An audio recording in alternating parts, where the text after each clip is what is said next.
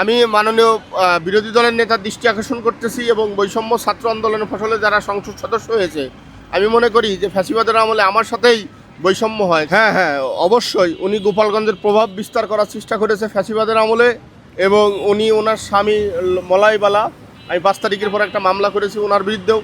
উনি হলো ঢাকা ইউনিভার্সিটির শিক্ষক থাকাতে আমাদের তদন্তকারী কর্মকর্তা রহিম আক্তার লাখি, দেখেন উনিও ঢাকা ইউনিভার্সিটির প্রভাব বিস্তার করার চেষ্টা করেছে, এবং রহিম আক্তার লাখি আমাকে চাকরিচ্যুত করার পরে ফ্যাসিবাদ সরকার তাকে সম্মানস্বরূপ 56 নম্বর থেকে তাকে 2-3 নিয়ে এসে এসপি প্রমোশন দিয়েছে, এবং সে কিছুদিনের মধ্যেই এডিশনাল ডিআইজি হবে। আসলে ফ্যাসিবাদের দোসর এই রহিম আক্তার লাখি, আমি এর বিচার কামনা করতেছি এবং অবিলম্বে আমি তার বিরুদ্ধে একটা মামলা করতে চাচ্ছি।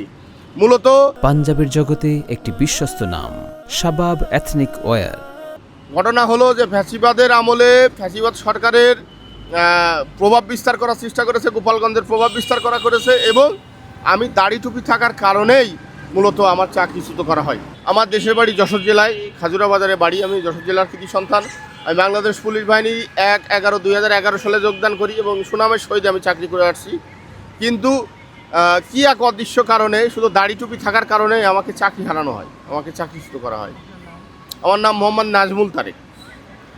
আমি মাননীয় বিরোধী দলের নেতার দৃষ্টি আকর্ষণ করতেছি এবং বৈষম্য ছাত্র আন্দোলনের ফসলে যারা সংসদ সদস্য হয়েছে, আমি মনে করি যে ফ্যাসিবাদের আমলে আমার সাথেই বৈষম্য হয়। কাজে এই বৈষম্য বিষয় বিরোধী দলের নেতা এবং বিরোধী দলের চিফ হুইপ বিষয়টা জাতীয় সংসদে উপস্থাপন করবে এই বিশ্বাস, এবং সেই সাথে আমি মাননীয় স্বরাষ্ট্রমন্ত্রীর দৃষ্টি আকর্ষণ করতেছি অবিলম্বে সে রিপোর্ট যেন কোর্টে সাবমিট করে। এবং আজকে আমি আসছি মেনলি মাননীয় প্রধানমন্ত্রীর সাক্ষাৎ কামনা করতেছি।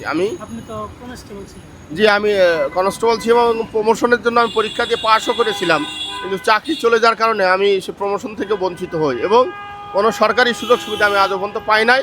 জিপিএফে আমার কিছু টাকা আছে, সে টাকাটাও আমি তুলতে পারতেছি না, এবং পুলিশ থাকার কারণে আমি Bangladesh police bank, community bank থেকে একটা লোন নিয়েছিলাম, যে লোনটা আমি শোধ করতে পারতেছি না। আমি খুব মানবতার জীবনযাপন করতেছি।